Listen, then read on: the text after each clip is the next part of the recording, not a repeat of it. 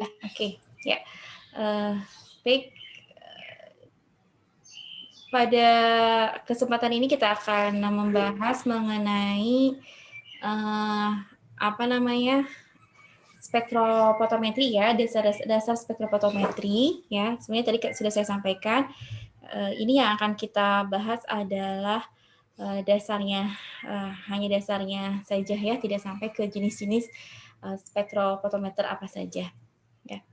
Nah, spektrofotometri, kalau kita membahas mengenai spektrofotometri, ini erat kaitannya dengan hubungan antara energi dengan materi gitu ya. Jadi spektrofotometri itu nanti membahas antara bagaimana hubungan antara energi dengan matahari, spektroskopi ya. Jadi ilmunya sendiri itu merupakan spektroskopi gitu ya, ilmu yang mempelajari antara hubungan antara energi dengan materi gitu ya. Dan kalau pengukuran yang berdasarkan tadi interaksi antara energi dengan materi, itu pengukurannya itu dinamakan dengan spektrofotometri. Nah, energi di sini tadi yang interaksi energi dengan materi, energinya di sini adalah berupa energi foton ya. Energi foton dari mana?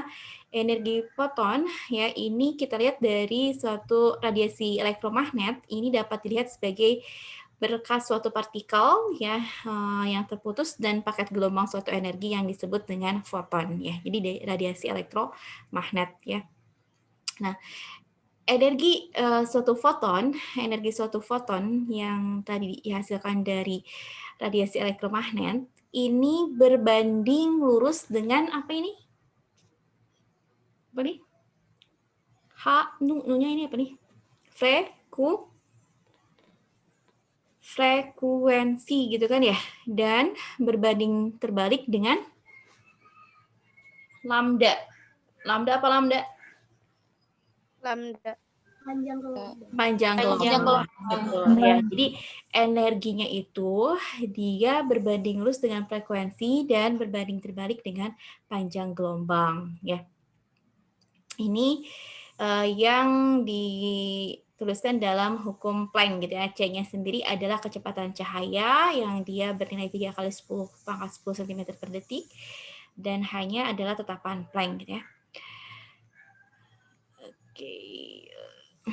Nah, kita lihat ini spektrum elektromagnet ya, spektrum elektromagnet yang kita kenal ya. Jadi spektrum elektromagnet itu ada dari mulai sinar kosmo sampai gelombang radio. Ya, sinar kosmo sampai gelombang radio. Ya. Di tengah-tengahnya ini merupakan sinar tampak ya, sinar tampak ya. Dan selain sinar tampak ya, yang dia panjang gelombangnya di bawah sinar tampak dan di atas sinar tampak itu adalah tidak tampak ya, tidak tampak. Ya, sinar yang tidak tampak ya. Sinar yang tidak tampak. Apa aja contohnya? Ya, panjang gelombangnya dia di bawah sinar tampak. Ini contohnya adalah sinar kosmos, sinar gamma, sinar X, UV. Itu dia yang memiliki panjang gelombang di bawah sinar tampak. Itu tidak tampak juga ya. UV ini dinamakan dengan di sini UV gitu kan, daerah UV. Ya, kemudian ini ada juga daerah di atas panjang yang memiliki panjang gelombang di atas sinar tampak, yaitu dari mulai inframerah, ya gelombang mikro, gelombang panjang, gelombang radio ini juga ini sebenarnya sinar tidak tampak, ya.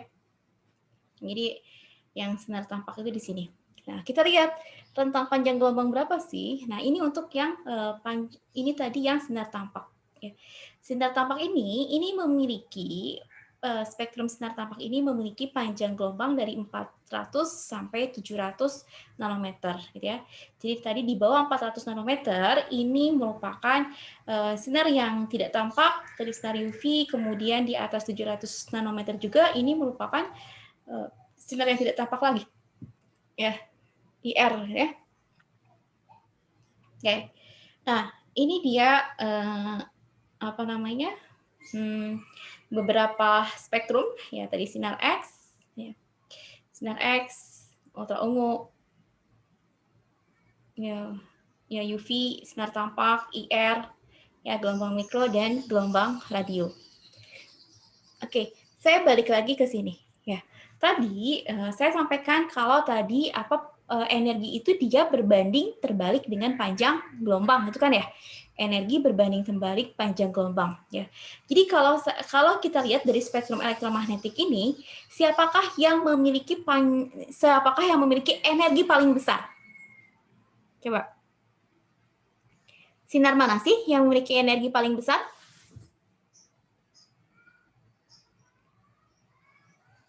Yo. Sinar yang mana yang memiliki energi paling besar?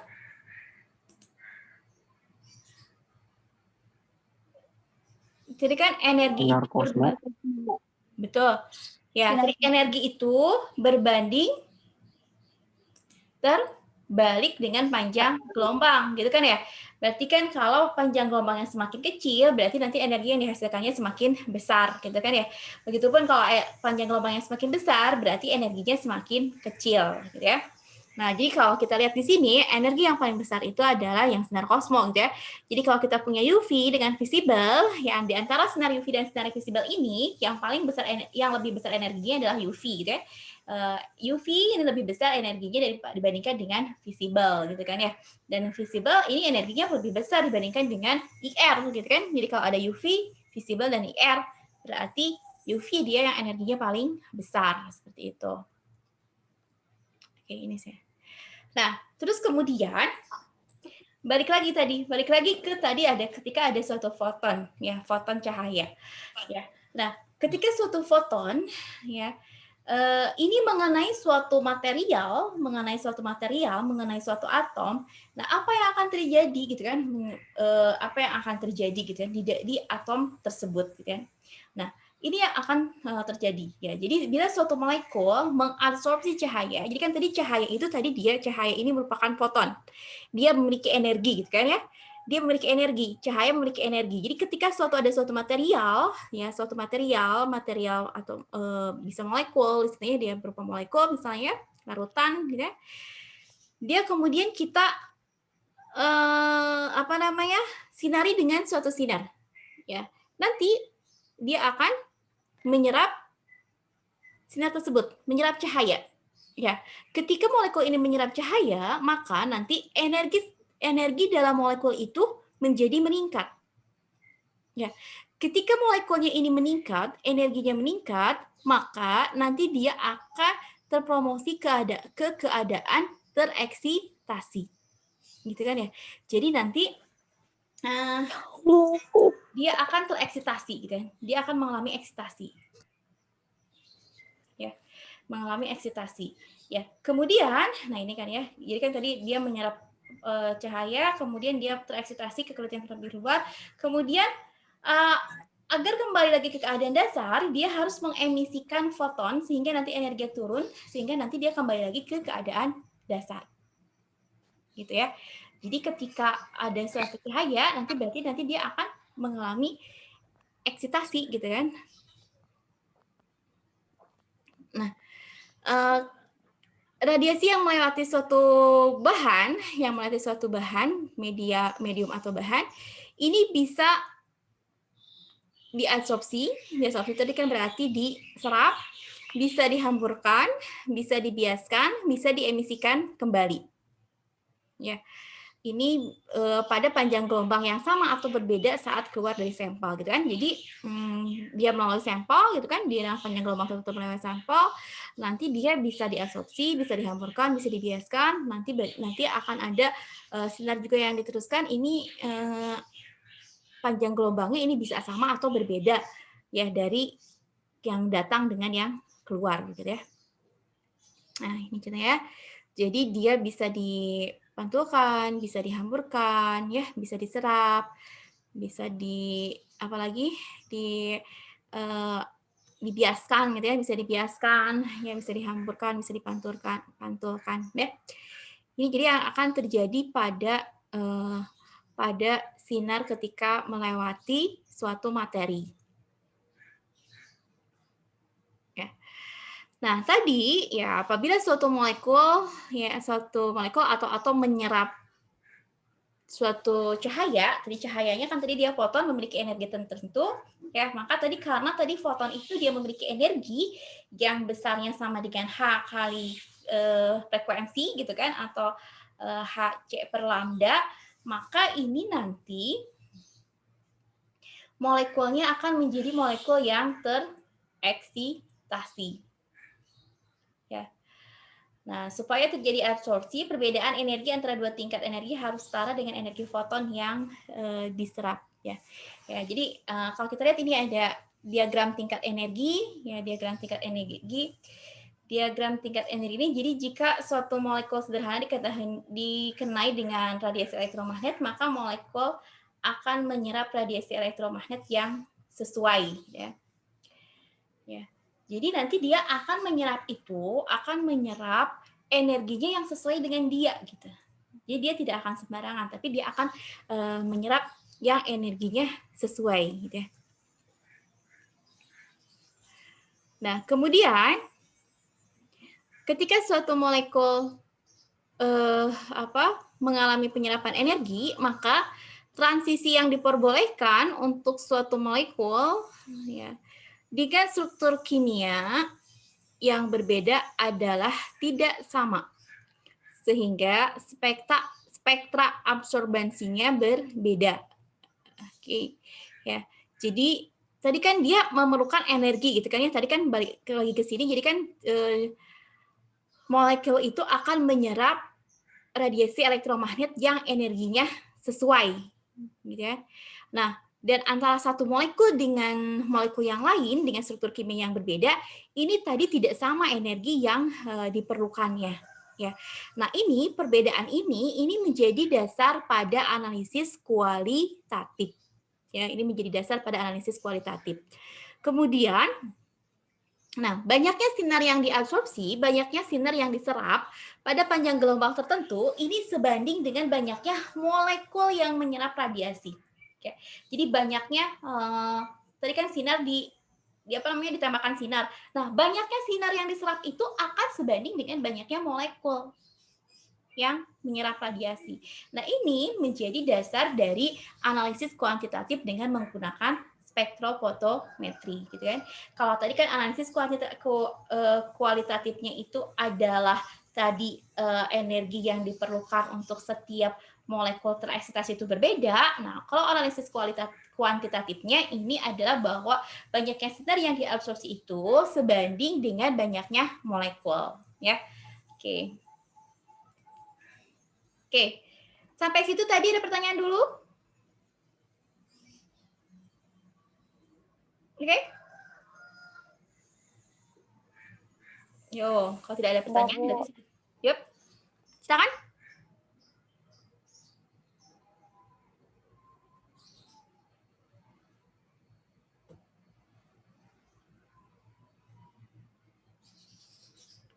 Silakan.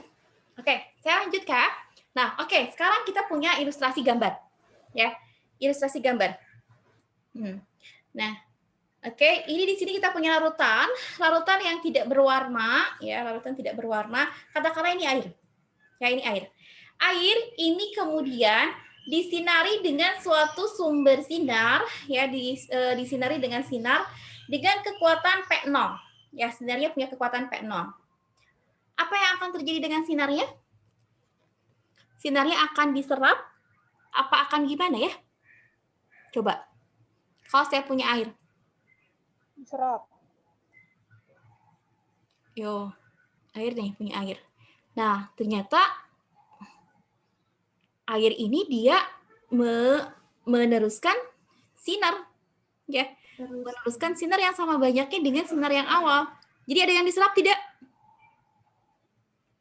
Nggak ada yang diserap?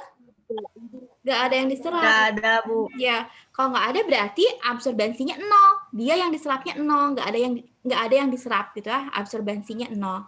Ya, kemudian kalau absorbansi 0 berarti nanti sinarnya ini 100% diteruskan, ya, 100% diteruskan. Jadi ada yang dinamakan dengan absorbansi, ada transmitasi. Berarti kan tadi absorbansi itu yang diserap ya, absorbansi yang diserap. Kalau transmitasi itu yang diteruskan. Ya, jadi kalau kita punya sinar, kita tembakan sinar, nanti kan sinar ini ada yang diserap nih sama material, ada juga yang diteruskan. Berarti tadi ada yang diabsorbansi, yang menjadi absorbansi itu ada banyaknya sinar dia yang diserap, kemudian ada sinar yang diteruskan.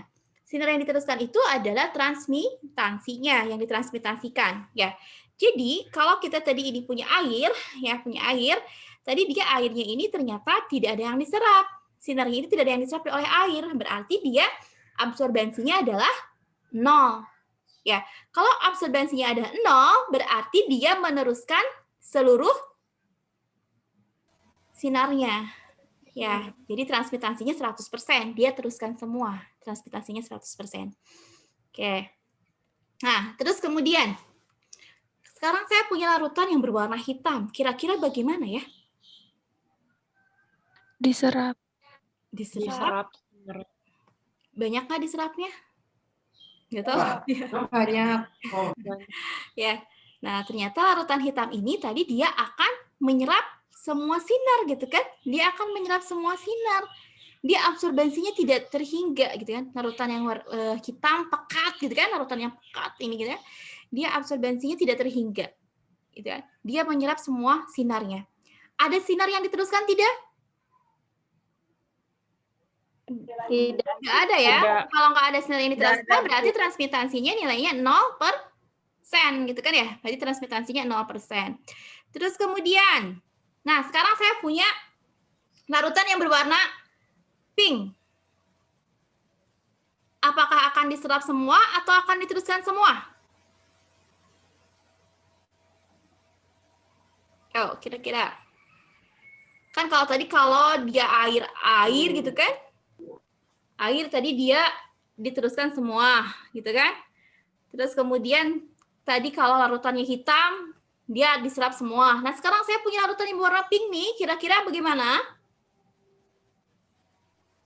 Ada yang Bagian yang diserap, Oke. sebagian diteruskan. Sebagian ada yang diserap, sebagian ada yang diteruskan, gitu kan ya? Sebagian diserap, sebagian lagi diteruskan, ya sama airnya, gitu. Sama airnya, sama larutannya, ya.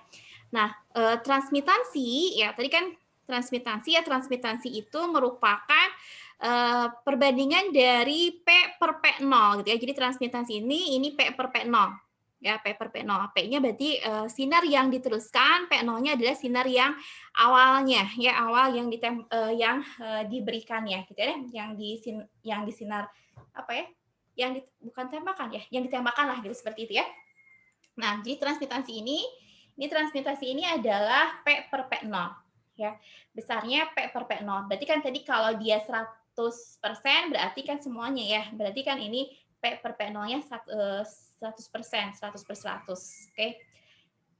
Nah, ini transmitasi. Terus kemudian bagaimana hubungannya antara absorbensi dengan transmitasi? Ya kan tadi kan, loh kok Bu agaknya beda-beda ya. Kan tadi 0, kenapa absorbensi itu tidak ada? Tidak sampai 100 gitu ya. Nah, kan kalau teman-teman lihat ini absorbensi, kan kalau transmitasi dari 0 sampai 100. Ya, kalau ini 0 sampai tak hingga, gitu ya, 0 sampai tak hingga. Nah, absorbensi ini sama dengan log dari P0 per P. P0 per P. Ya, atau absorbensi ini sama dengan minus log dari transmitasi. Itu hubungannya.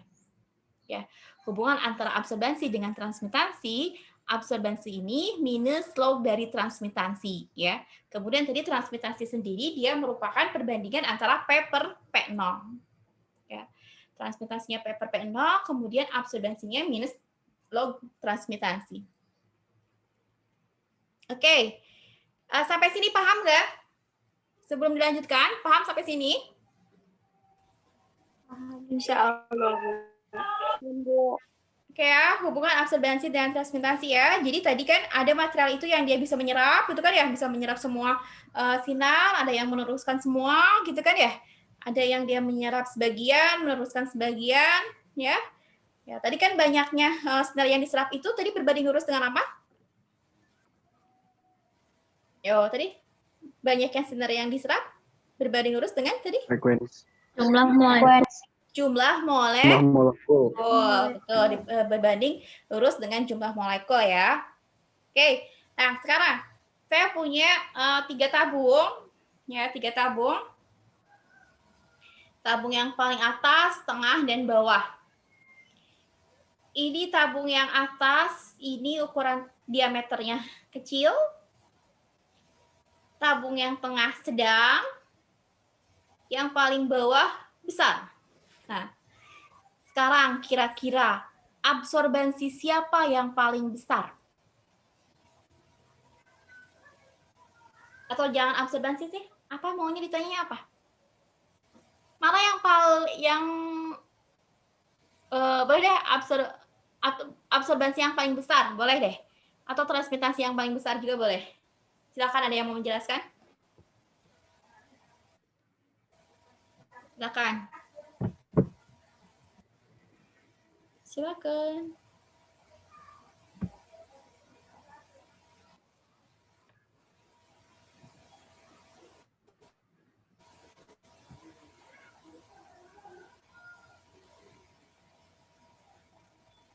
Ada yang mau menjelaskan?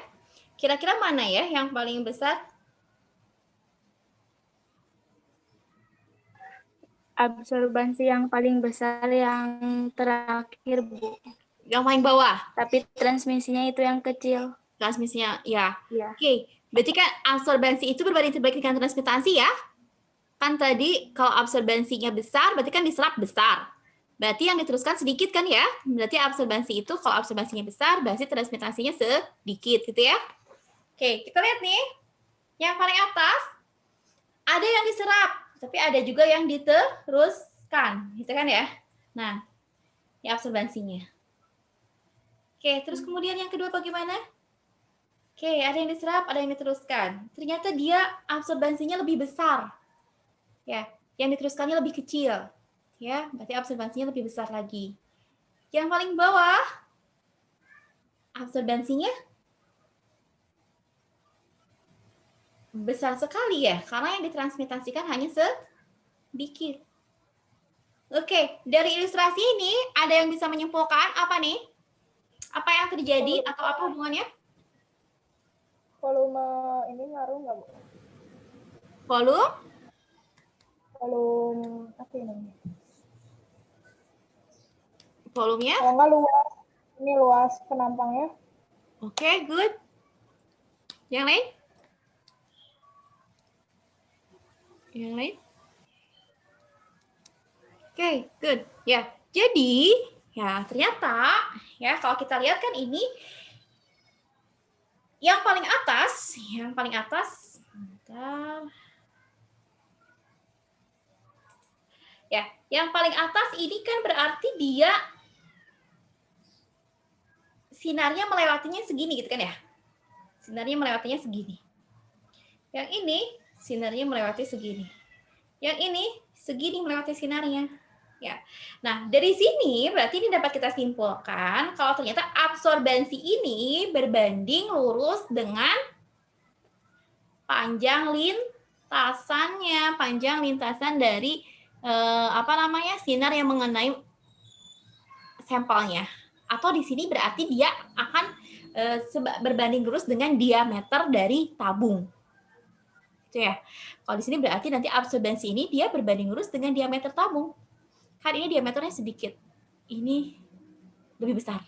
Ini paling besar, gitu kan? Ya, jadi absorbansi ini berbanding lurus dengan diameter tabung. Ya. Oke, absorbansi berbanding lurus dengan diameter tabung. Oke, sekarang ini tabungnya sekarang sama ukurannya. Ya, tabungnya sama ukurannya. Ya, di sini ini tadi belangko air gitu ya, belangko airnya. Kemudian ini larutan yang lebih encer, ini larutan yang lebih pekat. Diameter tabungnya sama. Kira-kira mana absorbansi yang paling besar? Yang ketiga. Yang merah. Ya. Pertama, kedua atau ketiga? Absorbansi yang ketiga. Absorbansinya lebih besar. Oke. Yang pertama. Oke, kita lihat ya. Kita lihat. Oh, nggak bisa nih. Lihat. Oke, kita lihat. Nah, ini yang pertama kan tadi dia ternyata semua sinarnya diteruskan. Ya, semua sinarnya diteruskan, berarti transmitasinya 100%. Ya, tidak ada yang diserap. Kemudian yang kedua, ini sebagian diserap, sebagian diteruskan. Ya. Nah, yang ketiga, ini sebagian diserap dan sebagian diteruskan, tapi yang diteruskannya dia lebih sedikit daripada yang kedua. Ya, ini kan tadi ini ceritanya kan tadi dia larutan yang sama, tapi beda konsentrasi. Berarti dari sini apa yang kita simpulkan? Apa yang kita simpulkan? Ayo. Warna berarti ngaruh ya, Bu? Warna itu tadi Konsentrasi mempengaruhi. Oke, betul. Warna itu kan tadi dia mewakili kita konsentrasi ya. Warnanya mewakili konsentrasi gitu kan ya. Jadi warnanya semakin dia tua, ini artinya berarti kan semakin pekat gitu kan konsentrasinya ya. Warnanya semakin muda berarti ini semakin encer gitu kan larutannya ya. Artinya berarti di sini tadi apa? Absorbansi ini berarti berbanding lurus dengan Konsentrasi. Oke. Ya. Konsentrasi. Betul. Ya, jadi absorbansi ini berbanding lurus dengan konsentrasi ya. Jadi kalau kita lihat sebentar. Ya, kalau kita lihat dari dua persamaan tadi, ini berarti tadi absorbansi itu berarti tadi kita dapat simpulkan dia berbanding lurus dengan tadi diameter dari tabung ya atau panjang lintasan cahayanya. Kemudian yang kedua, dia absorbansi ini akan berbanding lurus dengan konsentrasi gitu ya. Oke, kita lanjutkan. Nah, selanjutnya nih, tadi kan ya ketika sinar menabrak benda, ya menabrak cahaya atau sinar dengan tenaga P0, ya dengan energi P0 menabrak permukaan pertama, ya permukaan pertama sampel dengan ketebalan sampelnya ini tadi B-nya B cm. Kemudian cahaya sinar dengan P0 ini menabrak permukaan pertama sampel dengan ketebalan, kok sama ini, dengan ketebalan B, tenaga radian P, kemudian akan ada yang cahaya yang diserap, ya, yang diserap ini berarti yang akan ada cahaya yang diserap dan nanti akan ada juga yang diteruskan, gitu kan ya tadi ya. Oke. Ya, jadi akan ada yang ditransmisikan, diteruskan, ada yang diserap, dipantulkan, dihamburkan juga ada. Tapi nanti dia pada spektrum ini, ya, ini tidak diukur ya, tidak diukur yang dipantulkan dan dihamburkan. Ya, oke. Nah, apabila sampel tidak menyerap cahaya, maka proses yang terjadi hanyalah pemantulan atau transmisi. Transmisi itu tadi diteruskan semua. Oke. Nah. Oke, itu dasar dari spektrofotometri. Jadi dasar spektrofotometri ini tidak hanya pada UPPs, tapi nanti teman-teman akan belajar di AAS, akan belajar di IR, itu dasarnya sama, prinsip dasarnya sama, ya, adalah interaksi antara energi dengan materi, gitu kan. Kemudian ya tadi ya dasarnya sama ya, tadi dasar analisis kualitatif dan kuantitatifnya sama. Oke, nah selanjutnya. Nah, kita masuk ke spektrofotometri UPPs. Ya, spektrofotometri UPPs ya ini bisa digunakan sebagai analisis kualitatif ya dan analisis kuantitatif. Ya, kemarin sudah belajar kan ya sama Bu Rizka ya apa itu analisis kualitatif, apa itu analisis kuantitatif gitu ya. Nah, ini spektrofotometri UPPs ini bisa digunakan tadi untuk analisis kualitatif maupun analisis kuantitatif. Tadi masih ingat apa dasarnya pada kualitatif? Apa dasarnya pada kualitatif? Ingat kan tadi?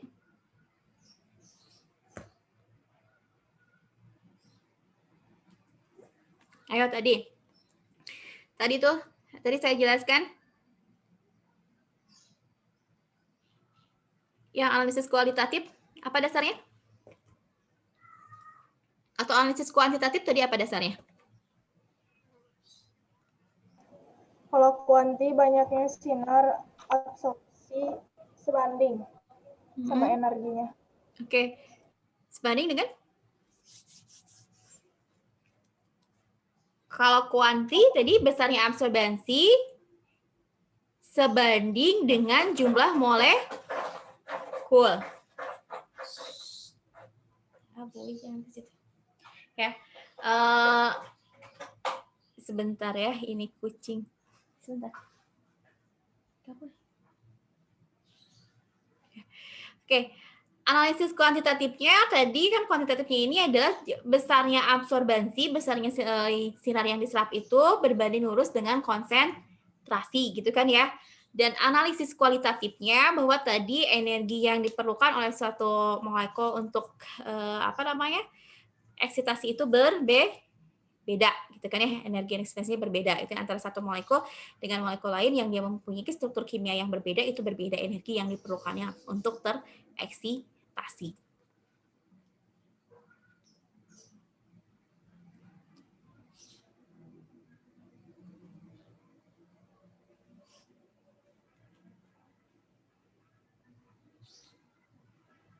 Oke, suara saya terdengar tidak?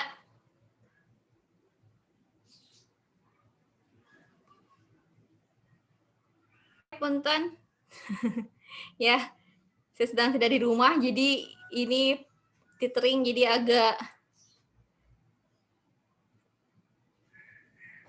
sinyalnya agak kurang stabil ini. Ya. Oke, kita teruskan lagi ya. Tadi teruskan lagi ke analisis kualitatif kuantitatifnya. Mana ini tadi?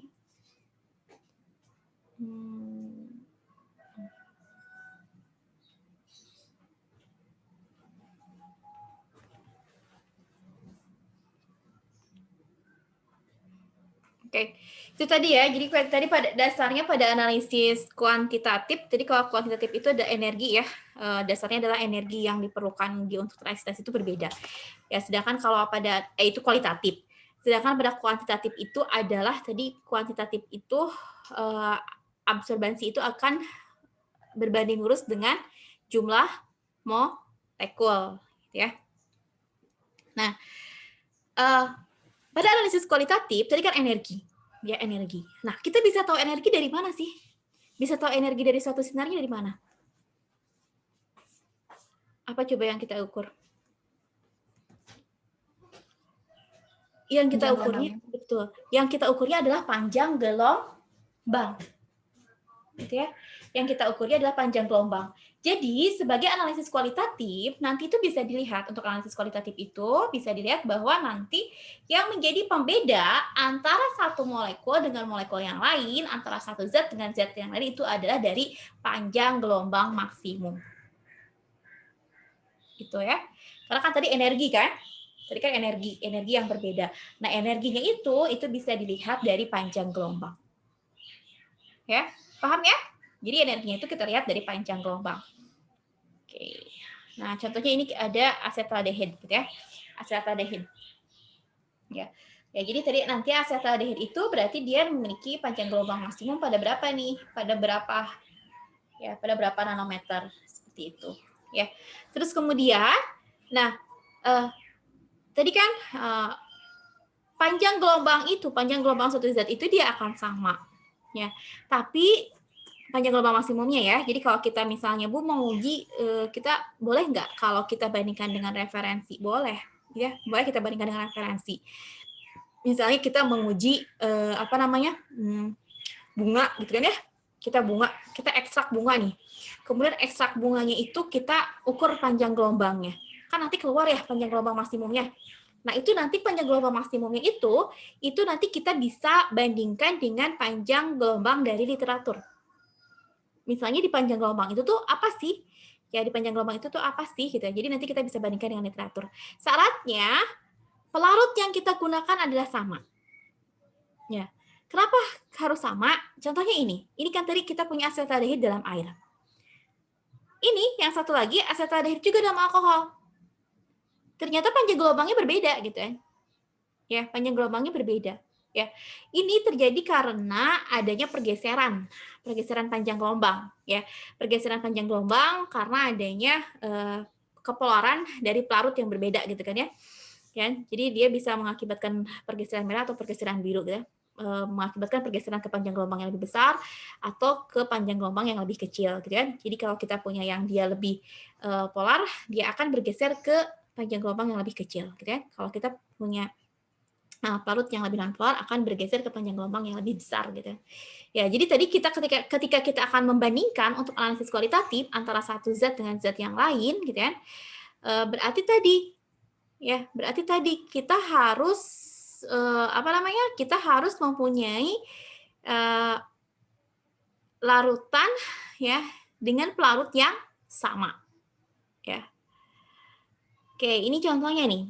Ini contohnya apa ini ya? Saya lupa. Antosianin, ini antosianin. Ya. Ini punya antosianin, ya. Jadi antosianin ini ternyata ini bukan antosianin, maksudnya ini saya punya sampel ekstrak dari bunga telang, ya, bunga telang. Nah, ternyata dia ini punya ada 2 puncak. Nah, sekarang ada 2 puncak. Kalau 2 puncak ini berarti gimana dong artinya? Saya sekarang punya 2 puncak nih. Apa ya artinya kalau punya 2 puncak kayak gini? Yo, apa artinya kalau 2 puncak ini? Kan ini puncaknya ada 2 ya? Ada puncak yang ini, yang tinggi, sama puncak yang ini. Oke, kira-kira kalau ada 2 puncak seperti itu apa?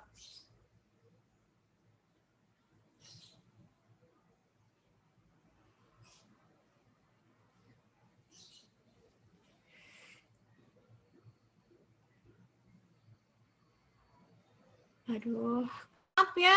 Dari tadi nih reconnecting aja, nggak stabil jaringannya. Oke, baik lagi tadi. Gimana kalau ada 2 puncak?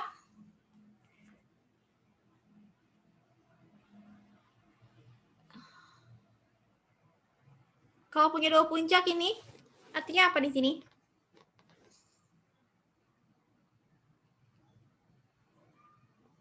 Artinya apa ya? Kalau 2 puncak seperti ini kan ada 2 puncak nih. Puncak di sini dan puncak di sini. Kira-kira apa ya? Kalau 2 puncak? Ya. Oke. Kalau 2 puncak seperti ini, berarti nanti ini akan menjelaskan memberikan gambaran bahwa dia terdiri dari 2 komponen, gitu ya. Dia terdiri dari 2 analit, ya. Dia terdiri dari 2 analit, dia terdiri dari 2 komponen. Oke. Saya matikan video ya. Saya matikan video saya biar jaringannya semoga lebih bagus. Oke. Ya. Jadi kalau kita punya 2 puncak seperti ini ya artinya berarti ada 2 komponen di sini. Ya contohnya ini, tadi sampel ekstrak ke bunga ini dia mempunyai 2 puncak, berarti di sini ada 2 komponen. Ya, ada 2 komponen. Ada komponen yang dia panjang gelombangnya di sekitar 550, 540 mungkin ya. Yang satu lagi di sekitar 670 gitu ya. Nah, nanti kita bisa cari apa tuh senyawa yang dia memiliki panjang gelombang sekian gitu ya. Nanti kita bisa mencarinya. Nah, oke. Nah, itu ya. Jadi tadi ya contohnya tadi. Nah, terus kemudian ini tadi kan saya sampaikan juga tadi kalau dia pelarut yang kita gunakan berbeda, ini bisa juga mengakibatkan panjang gelombang maksimumnya yang berbeda, gitu ya. Ini contoh tadi. Jadi ini teridentifikasi itu di yang 570 itu dia adalah antosianin dan di 620-an itu adalah klorofil, gitu ya. Nah, ini ternyata ini ada gambar, ada spektrum untuk sampel yang dilarutkan dengan parut yang berbeda, gitu ya. Ya, ada yang dilarutkan dengan aquades yang paling atas, ada yang dilarutkan dengan etanol, ya. Ada yang dilarutkan dengan aquades dengan asam asetat, ada yang dilarutkan dengan etanol. Ya. Ya, ada yang dengan aquades, ada yang dengan etanol. Ya. Nah, ini dia memiliki panjang gelombang maksimum yang berbeda, gitu ya.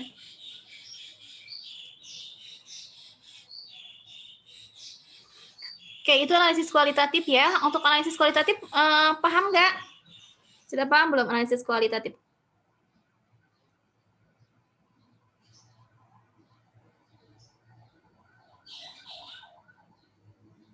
Paham, Bu. Oke, kita lanjut ya.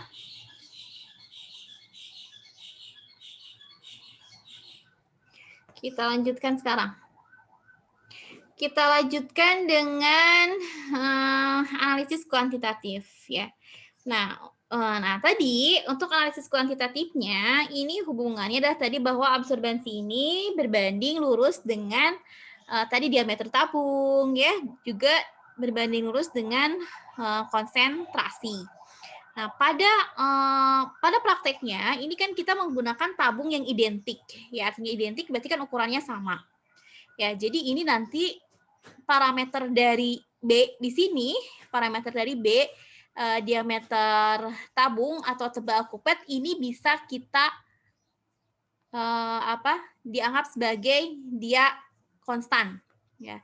Jadi hanya absorbansi berbanding lurus dengan konsentrasi, gitu kan? Absorbansi berbanding lurus dengan konsentrasi.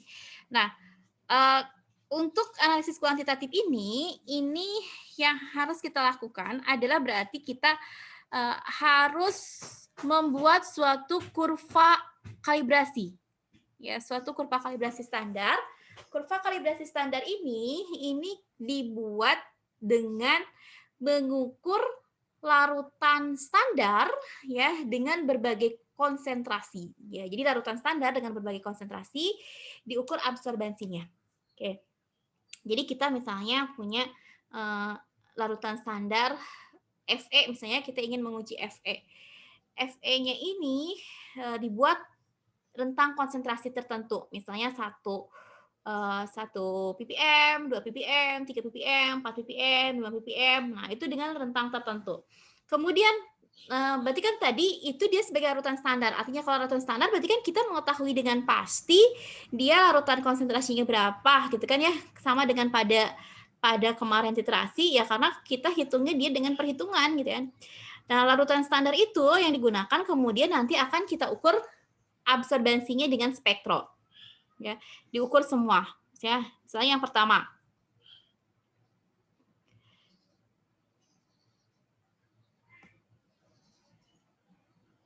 Oke. Nah, misalnya ini yang pertama kita punya konsentrasi yang pertama. Nah, absorbansi yang pertama kita masukkan konsentrasinya berapa, larutan standar, kemudian absorbansinya berapa. Kemudian kita masukkan semua. Ya. Setelah itu, setelah kita masukkan semua nilai konsentrasi standar dan absorbansinya, selanjutnya adalah kita buat kurva regresinya, ya, garis linearnya, linear regressionnya. Kita buat linear regressionnya. Dari linear regressionnya ini, kemudian nanti kita tentukan persamaan garisnya. Ya, tentukan persamaan garisnya. Nanti akan muncul persamaan garisnya itu kan Y sama dengan MX plus B, gitu kan ya, biasanya ya. Biasanya nanti akan muncul Y sama dengan MX plus B. Y-nya itu adalah absorbansi. Y-nya adalah nilai dari absorbansi. Ya. Dan X-nya itu adalah konsentrasi. Ya. Y absorbansi, X konsentrasi. Terus bagaimana dengan sampel kita? Nah, sampel kita, itu kan sampel kita tidak ketahui berapa konsentrasinya kan? Sampel yang tidak kita ketahui konsentrasinya, itu diukur juga dengan spektro. Ya, diukur juga dengan spektro, kemudian nanti dia akan menghasilkan suatu absorbansi tertentu kan? Ya, akan menghasilkan absorbansi tertentu. Absorbansinya itu adalah sebagai Y. Ya, konsentrasi tertentunya X. Nah, itu kemudian nanti yang akan kita masukkan ke dalam persamaan. Sebentar. Sebentar, saya ambil pen dulu. Sebentar ya, saya ambil pen dulu.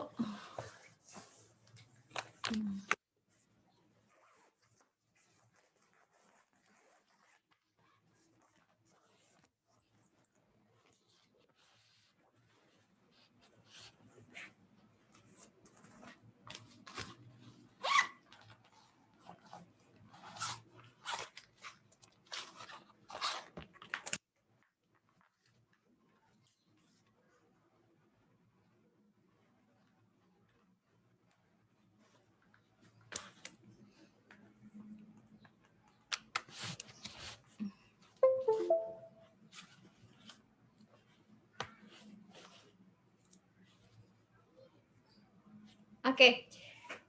Oke, kembali lagi ya. Jadi kan tadi ketika kita berarti kan tadi ini kan ini standar yang pertama gitu kan? Ini standar yang pertama, ini standar yang kedua gitu ya. Ini standar ketiga.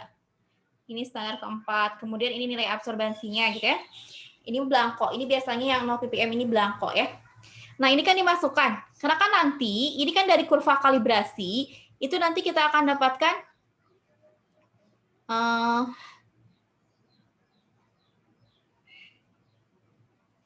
misalnya ini konsentrasinya berapa, ini absorbansinya berapa, misalnya 1 ppm, 2 ppm, 3 ppm, ini nanti ada nilai konsentrasi absorbansinya berapa. Nah, kemudian ini yang dimasukkan ke dalam kurva. Ya.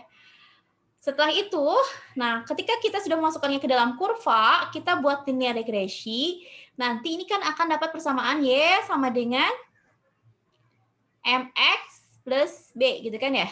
Y-nya ini adalah absorbansi. X-nya ini adalah konsentrasi. Ya. Nah, setelah dapat kurva, sekarang kita ukur sampel kita. Ya, ukur sampel. Misalnya sampel kita ini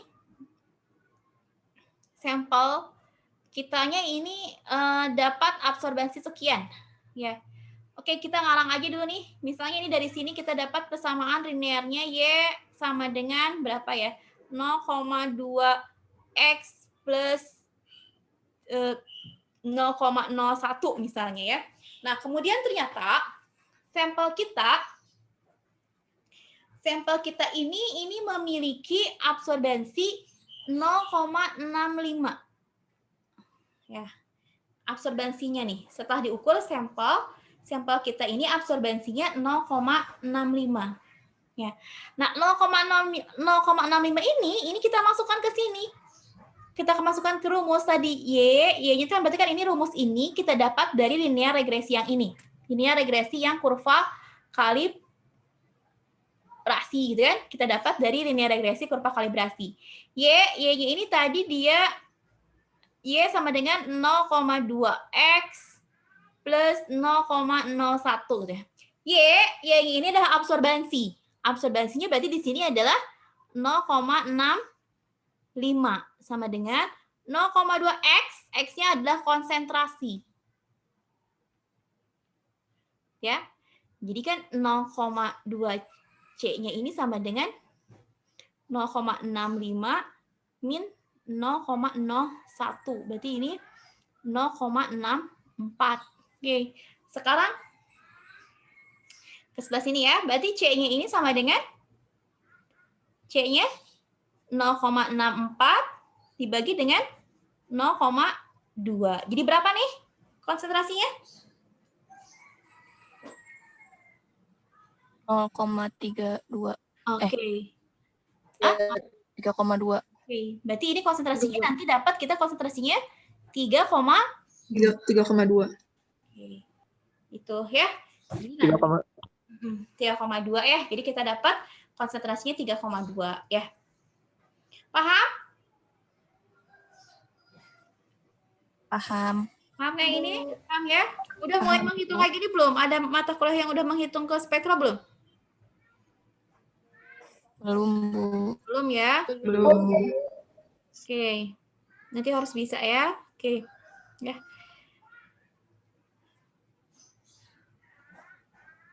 Oke. Nah, aku balik lagi ke sini nih sebentar. Oke. Itu ya tadi analisis kualitatif dan kuantitatif. Ya, kemudian tadi hubungan transmitasi dan absorbansi sebenarnya ini tadi sudah ya. Jadi absorbansi ini sama dengan minus log dari transmitasi kan yang tadi ya. Ini hubungan antara absorbansi dengan transmitasi ya. Tadi sudah saya jelaskan juga apa itu transmitasi, apa itu absorbansi sudah saya jelaskan juga. Ya. Nah, tadi kan transmitasi itu minus log konsentrasi. Nah, jadi kalau misalnya diketahui sinar yang diteruskannya ada 95%, nah, jadi kan kalau diketahui transmitasinya 95%. 95% ini berarti 0,95 gitu kan. Jadi absorbansinya ini sama dengan minus log dari 0,95 gitu ya. Nah, kenapa ini plus? Karena ini plus ini karena dibalikin 100/95 ya. Jadi nanti hasilnya sama. Gitu ya. Itu untuk hubungan antara absorbansi dan transmitansi. Ini hukum Lambert sendiri juga tadi sudah sebetulnya ya. Hukum Lambert sendiri juga tadi sudah hubungan antara absorbansi dengan konsentrasi dan lebar kupet. Nah, kemudian tadi pada Lambert ini kan tadi A, B, C ya, ada konstanta E, B, C gitu kan ya. Tadi kan kalau B ini tadi ini adalah diameter tabung gitu kan, atau tebal kupet gitu kan. Ini tebal kupetnya gitu kan. Ya, tebal kupet atau tebal larutan. C-nya adalah konsentrasi. Nah, epsilonnya sendiri apa? Epsilonnya ini adalah absorptivitas molar ya. Absorptivitas molar ini konstanta yang tidak tergantung pada konsentrasi, tidak tergantung juga pada tebal kupet dan intensitas radiasi yang mengenai sampel ya. Absorptivitas ini tapi dia bergantung pada suhu, pada pelarut, struktur molekul dan panjang gelombang. Satuannya adalah per molar centimeter atau liter per mol.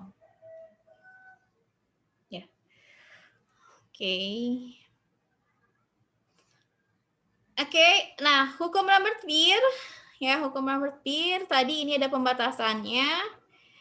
Ya, jadi pada hukum Lambert-Beer ini dia berlaku jika sinar yang digunakan dianggap monokromatis. Jadi monokromatis itu dia hanya satu panjang gelombang saja, kemudian penyerapan terjadi dalam volume yang memiliki penampang yang sama ya. Oke, tadi kan ya harus, makanya tadi kalau digunakan kuvet berarti kuvetnya itu dia harus ketebalannya sama ya. Kuvetnya harus memiliki ketebalan yang sama. Kalau ketebalan dari kuvetnya berbeda itu tidak bisa ya. Kalau ketebalannya berbeda itu kita tidak bisa ya. Jadi kuvetnya harus ketebalannya sama. Kemudian tidak ada senyawa lain yang menyerap dalam larutan senyawa. Contohnya gini, contohnya saya punya sampel. Di dalam sampel itu ada Al3+ dan ada juga Fe3+. Ya, di dalam sampelnya ada Al3+ dan ada Fe3+. Ya.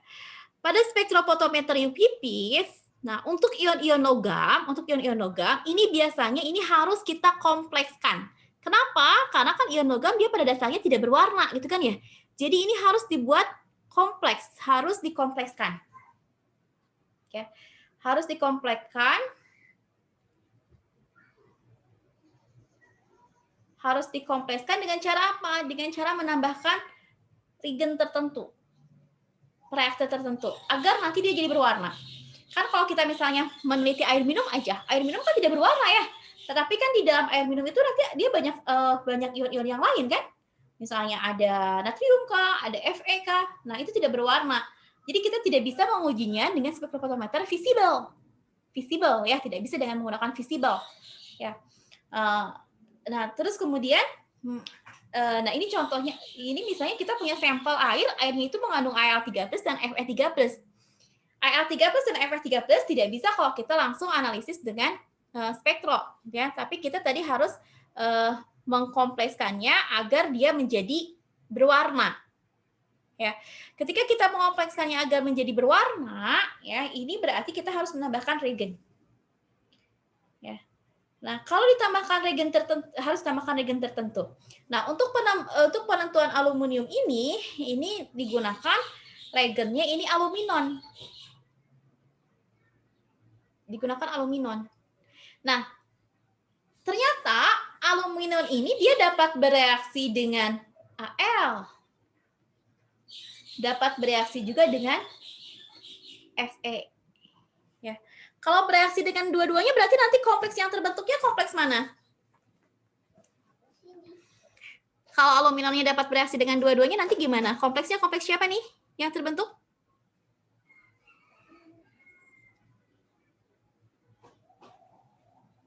Ayo. Kalau sekarang punya nih, ada masalah nih. Masalahnya ini reagennya si aluminonnya dapat bereaksi dengan Al3+ dan Fe3+. ya. Berarti kan nanti yang akan terbentuk itu adalah kompleks dua-duanya kan? Kompleks Al aluminon dan juga kompleks. Oke, maaf ya, ini keluar masuk. Maaf ya, ini keluarga masuk terus ini. Padahal kemarin baik-baik saja ini. Hari ini nggak tahu ini. Hari ini tiba-tiba keluar masuk terus. Padahal hari kemarin tuh hujan ya. Hari ini tidak hujan, malah lebih ini jaringannya. Oke, balik lagi tadi. Kalau kita punya Fe3+ dan Al3+, kemudian dua-duanya bereaksi dengan aluminon. Ya. Jadi nanti kompleks yang terbentuknya gimana dong?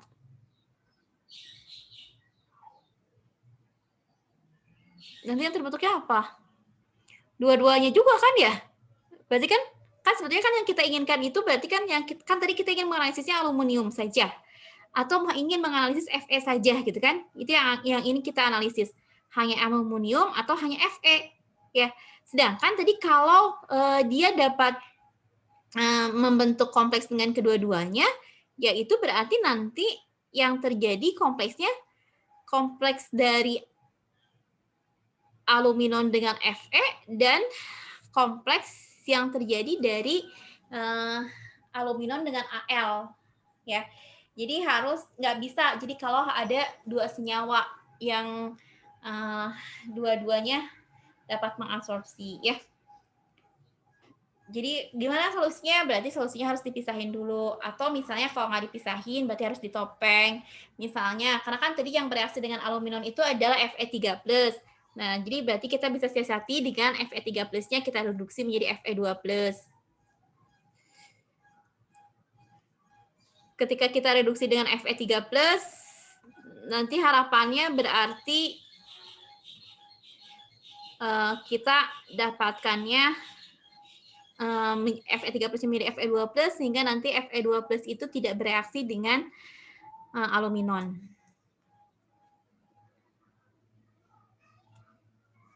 Ya. Selanjutnya juga ini tidak boleh terjadi fluoresensi ya, atau fosforesensi. Nggak boleh, itu tidak fosforesensi dan fluoresensi. Kemudian nanti indeks biasanya tidak tergantung pada konsentrasi larutan, ini tidak boleh juga.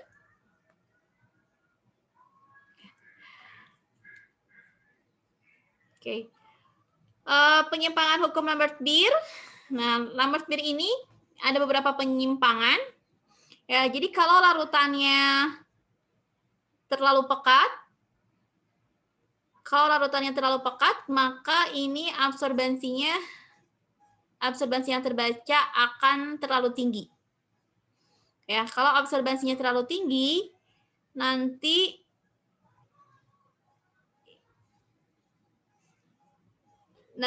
ini tidak akan linear lagi. Ya, kurvanya menjadi tidak linear lagi. Jadi larutan yang diukurnya ini harus larutan yang encer. Ya. Kemudian juga bisa juga karena faktor instrumentasi sehingga nanti sinar yang diserapnya tidak monokromatis ya, menghasilkan nanti dua panjang gelombang maksimum. Kemudian bisa juga ini karena terjadi reaksi disosiasi, asosiasi, dan yang lainnya.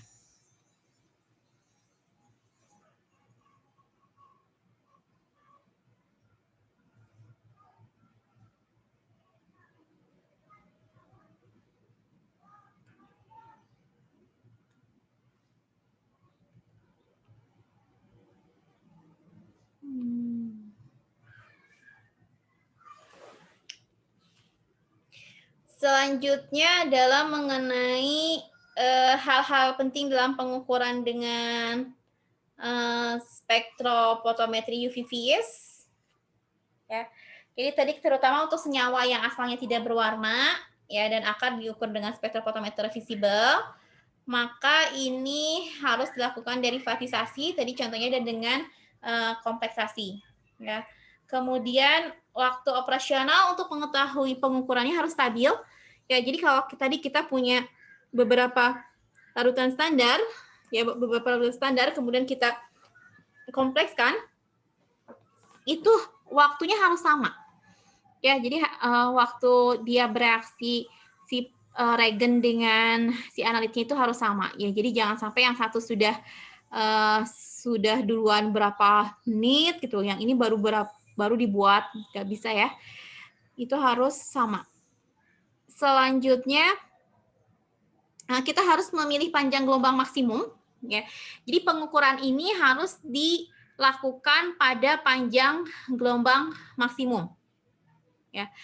Nanti ada penjelasannya kenapa harus bikin panjang gelombang maksimum. Jadi yang pertama dilakukan adalah biasanya nanti teman-teman harus menentukan dulu panjang gelombang maksimum dari larutannya. Ya, setelah menentukan panjang gelombang maksimum dari larutannya, nanti untuk pengukuran absorbensi ini diukur pada panjang gelombang maksimum. Kemudian pembuatan kurva baku harus sering diperiksa ulang. Kemudian pembacaan absorbensi sampel sebaiknya dalam rentang 0,2 sampai 0,8. Oke, nah ini alasannya kenapa panjang gelombang yang kita gunakan ini harus pada panjang gelombang maksimum. Oke. Ini karena pada panjang gelombang maksimum ini kepekaannya maksimal, kemudian hukum lambat piringnya terpenuhi dan kesalahannya akan kecil, ya. Jadi pekerjaan yang pertama itu biasanya nanti teman-teman harus menentukan panjang gelombang maksimum. Untuk menentukan panjang gelombang maksimum ini, kalau alatnya spektrofotometernya yang masih semi manual, berarti nanti teman-teman harus mengukur absorbensinya di beberapa panjang gelombang. Misalnya dari 400 sampai 700 itu diukur. 400, 405, 410 itu diukur terus. Sampai nanti ketika dibuatkan kurva nanti akan ada nilai yang maksimum. Kalau nilai maksimum misalnya kan udah 0,4, 0,6, balik lagi ke 0,5, 0,4. Nah, berarti 0,6 itu adalah yang panjang gelombang maksimum. Pada absorbensi 0,6 itu pada panjang gelombang maksimum. Ya, jadi pada panjang gelombang itu nanti pengukuran selanjutnya dikerjakan pada panjang gelombang maksimum.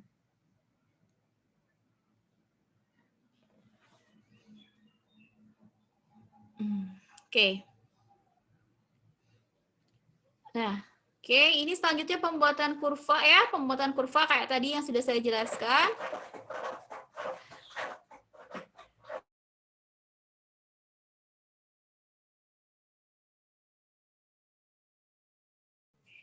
Pada pembuatan kurva ini tadi kan kita harus memiliki, mohon maaf ya, ini keluar masuk aja. Oke, kita percepat saja ya. Ini nggak tahu nih, keluar masuk aja terus. Padahal kemarin itu nggak apa-apa.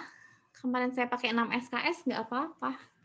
Ya, baru hari ini kayak gini ya. Oke, ya, tadi untuk pembuatan kurva baku, berarti kan tadi untuk membuat kurva baku ini kita harus punya, harus kita siapkan larutan standar dengan berbagai konsentrasi, kemudian tadi konsentrasinya ini, setiap konsentrasi ini diukur absorbensinya ya, nanti didapatkan linear regresinya, dan kita dapatkan persamaan garisnya, Y sama dengan MX plus B, gitu kan. Nanti Y-nya ini adalah absorbensi, X-nya adalah konsentrasi, kayak tadi ya. Nanti kita ada latihan soalnya kalau nggak salah. Nah, terus kemudian tadi disampaikan bahwa pembacaan absorbensi ini harus berkisar 0,2 sampai 0,8. Jadi nggak boleh di bawah 0,2 dan nggak boleh juga di atas 0,8. Ya. Ini absorbensi 0,2 sampai 0,8 ini transmitasinya ada sekitar 15 sampai 70% ya.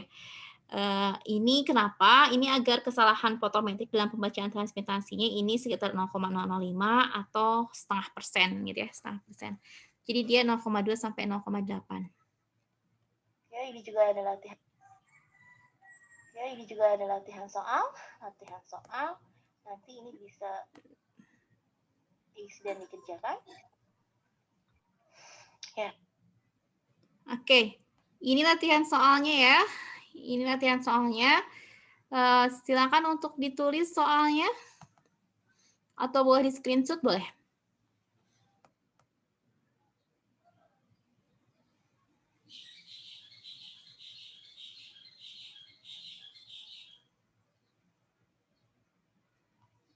Sebentar ya. Saya share. Baik, sampai ketemu di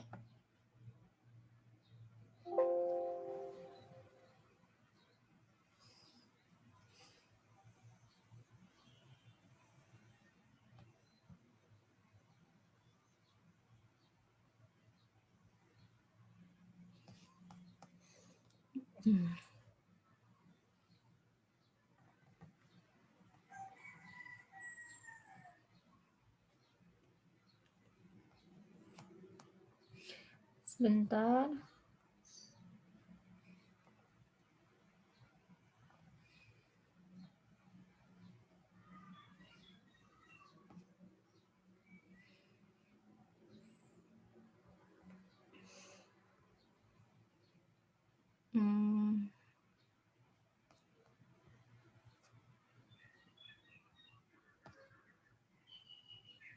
Oke, soalnya sudah terlihat.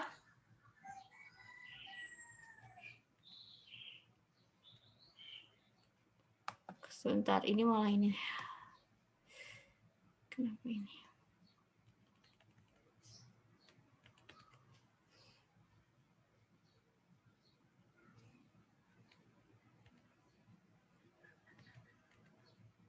Oke, silakan soalnya untuk di apa namanya? Boleh di screenshot, boleh. Soalnya silakan mau di screenshot, mau ditulis, silakan. Ada 4 soal ya.